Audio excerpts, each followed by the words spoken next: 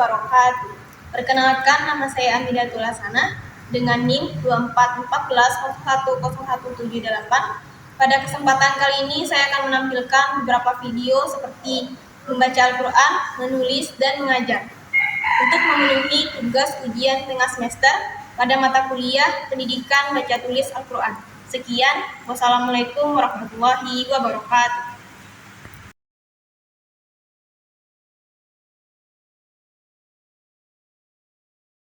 أعوذ بالله من الشيطان الرجيم بسم الله الرحمن الرحيم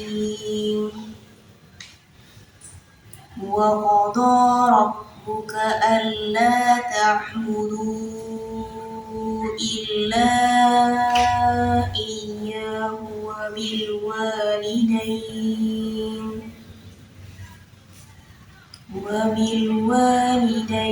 إحسانا إما يبلغن عندك الكبر أحدهما أو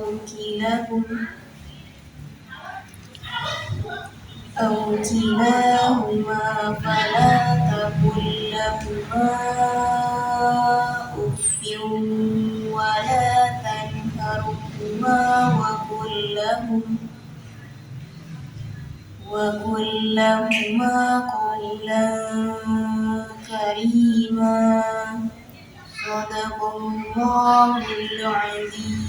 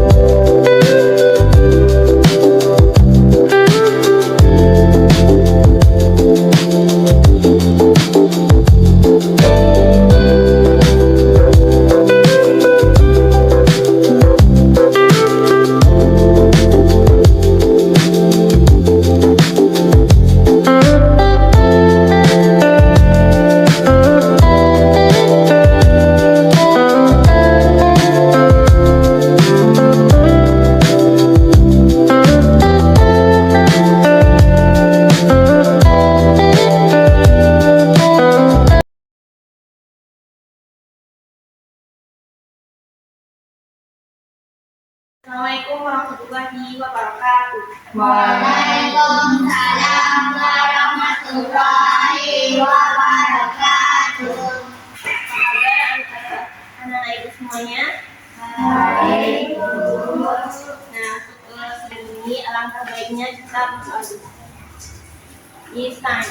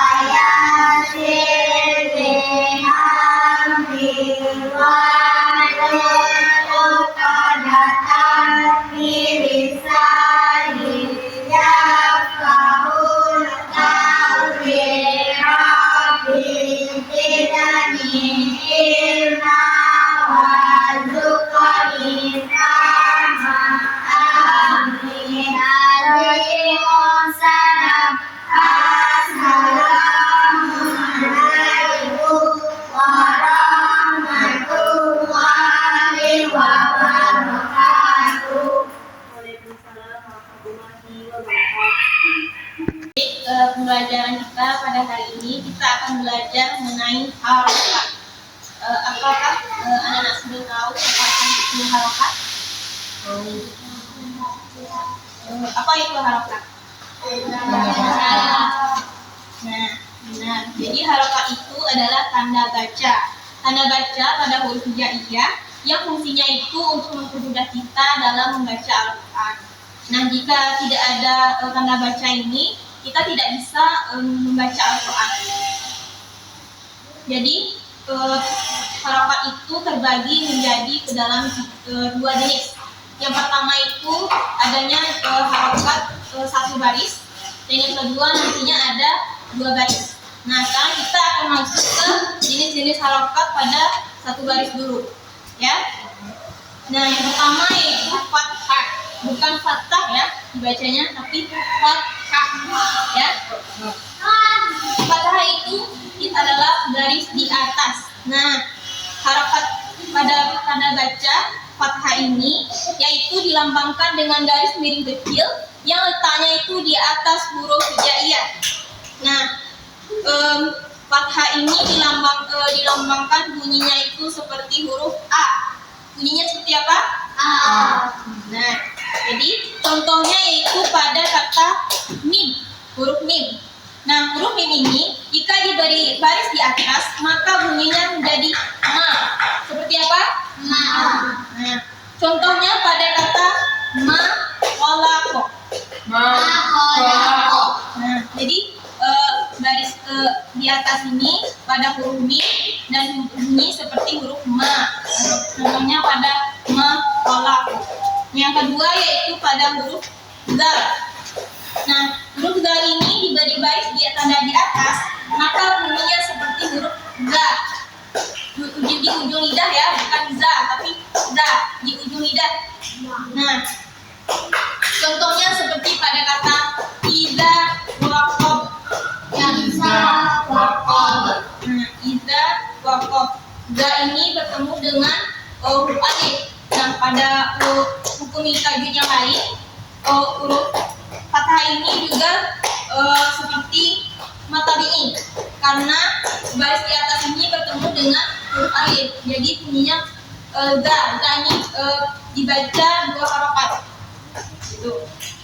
Yang kedua kita masuk pada kasrah. Kasrah ini artinya baris di bawah. Kasrah ini harokat atau tanda baca berupa garis miring kecil yang letaknya itu di bawah huruf hijaiyah. Sepertinya berbunyi konsonan seperti i. Kalau fathah tadi a kan, kalau yang kasrah ini i. Contohnya seperti pada huruf fa. Fa ini jika diberi baris di bawah maka bunyinya seperti i. Contohnya pi, di, di. Pi-nya ini bertemu dengan ya mati. Jika pada hukum tajwid yang lain, hukum tajwidnya yaitu matabi'in, seperti fathah tadi. Dan ini Mat aslinya yaitu pada huruf ya. Kalau fathah tadi pada huruf alif, kalau kasrah ini pada huruf ya. Jadi hukumnya mat tabi'iyah itu mat asli. Ya baris di bawah berhubung dengan ya. Kalau pada kasrah yaitu barisnya di bawah. Yang ketiga yaitu kita masuk pada doma. Doma ini artinya baris di depan. Bentuknya itu seperti waw kecil yang letaknya di atas huruf hijaiyah. Nah, bunyinya itu seperti itu. Contohnya pada kata hijaiyah ba. Nah, jika diberi kata doma di depan, maka bunyinya seperti itu. Seperti pada kata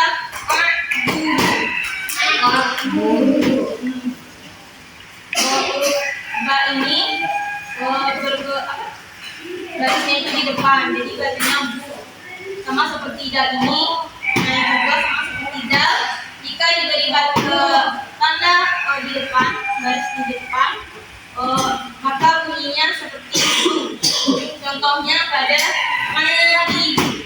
Nah, sama seperti fathah dan kasrah tadi. Ini juga ada hukumnya hukum tajwid yang lain yaitu pada matabi'an. Matabi'i yaitu asli waw mati. Yaitu bacanya du. Hanya itu panjangkan dua harokat. Maka anak-anak sudah paham?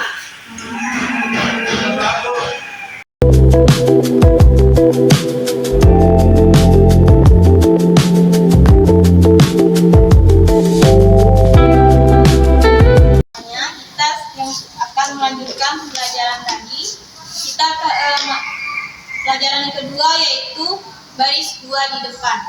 Baris dua. Yang tadi kan baris satu, sekarang baris dua lagi. Nah, baris dua ini ada juga jenis-jenisnya. Yang pertama yaitu fathatain. Fathatain ini adalah baris dua di atas. Jadi fathatain ini adalah harokat yang berbentuk garis yang mirip kecil yang letaknya itu di atas huruf hijaiyah. Dan fathatain ini bunyinya seperti huruf an. Dia seperti apa? An. Contohnya pada huruf ta. Huruf ta ini diberikan baris dua di atas, maka bunyinya seperti tan. Contohnya wanabatan. Yang kedua yaitu jim. Huruf jim ini jika diberi baris dua di atas, maka bunyinya seperti jar. Nah, contohnya seperti sirojan. Yang kedua yaitu kasrah tain. Kasrah tain ini adalah baris dua di bawah. Nah, baris dua kasrah tain ini adalah harokat atau tanda baca yang letaknya di bawah huruf hijaiyah. Yaitu bentuknya dua garis mirip kecil yang letaknya di bawah huruf hijaiyah dan konsonan bunyinya seperti huruf in. Contohnya pada huruf fa. Fa ini diberikan baris dua di bawah, maka bunyinya seperti fin. Contohnya qasfin.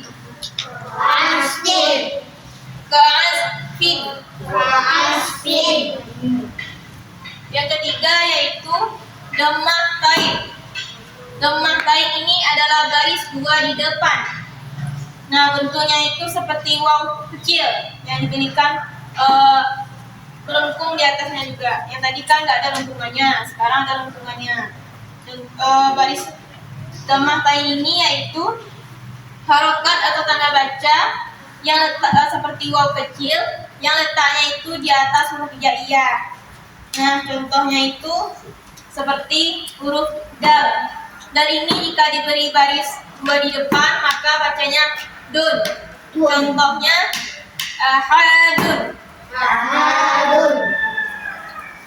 Yang keempat, nah yang tadi kan baris ya. Sekarang kita masuk ke tanda tasydid dan tanda mati. Yang pertama itu sukun. Sukun ini baris mati. Nah, sukun ini harakat yang bentuknya seperti ada yang bulat kecil ada yang seperti huruf kayak ini. Contohnya, contohnya itu seperti huruf ab. Nah, ini bunyinya itu mati, bukan hidup. Jadi bacanya ab. Bahu-bahunya ini dimatikan. Coba ikuti. Ab. Ab. Yang kedua yaitu kum. Huruf ko ini bertemu dengan mim mati. Jadi bacanya kum. Kum. Yang ketiga yaitu kam. K ini bertemu dengan mim mati, maka bacanya kam. Nah, yang terakhir kita masuk ke tasdid. Tasdid ini yaitu sama dengan syaddah. Nah, tasdid ini harokat yang bentuknya seperti kepala shin. Nah, seperti ini. Jadi letaknya itu di atas huruf jaiyah. Jadi diberikan dibacanya itu penekanan pada suatu konsonan ganda. Jadi bacanya itu diganda. Seperti pada huruf ya, jika diberi tasdid bacanya iya. Coba tirukan iya. Iya. Nah, contohnya pada iya kak. Iya. Yang kedua yaitu huruf mim.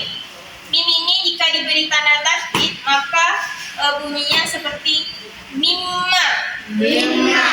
Nah, ini juga termasuk pada tajwid yaitu gunnah karena dengung. Nah, jadi semua ini adalah tanda baca seperti baris di atas, baris di atas, baris di depan, baris dua di atas, dua di depan, dua di bawah, dan baris dua di depan, huruf sukun dan tasydid. Apakah anak-anak itu sudah paham? Ya.